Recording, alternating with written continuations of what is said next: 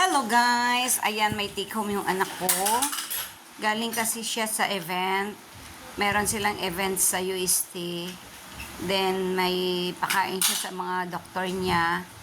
Ay, yung mga sobra, ayan, inuwi niya guys. Buksan natin ha. Tingnan niyo kung anong mga laman. Tingnan natin kung anong laman. Di ko alam kung anong laman itong mga dala niyang ito. Charan! Pansit bihon. Ayan, pansit bihon guys. Itong isa, titingnan natin. Tatlong Tupperware ito mga lalabs. Oops! Chicken cordon.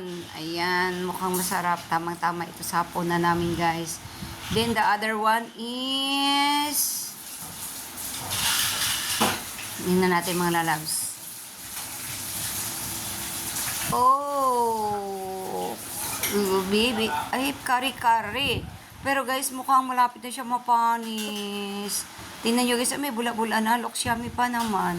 Pero tingnan natin kung pwede pa to initin na lang mga lalabs. Ayan yung kanyang dala. So, may ulam tayo ng hapunan. Nakalibre tayo ng ulam ng hapunan guys. Tingnan natin tong kari-kari kung pwede pa siya.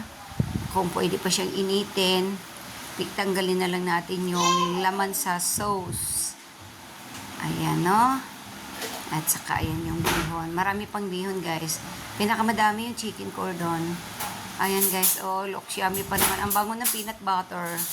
Tsaka mukhang ano naman guys. Mukhang hindi pa naman siya talagang panis.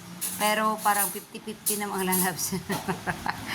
50-50 na siya guys. So, tingnan natin kung pwede pa to, no? Bago natin kainin. Ayan, pinahalo ko at pinatikman ko muna sa aking kasama. Ang dami pa namang laman guys, oh. At saka yung sarap ng sauce. Ang sarap ng sauce. Ayan. Kare-kare. Ayan, tinikpan ni Mr. Tinikpan ni Mr. mga lalabs. Pwede pa daw, pwede pa daw. 50-50 nga. Kaya, anuhin natin to.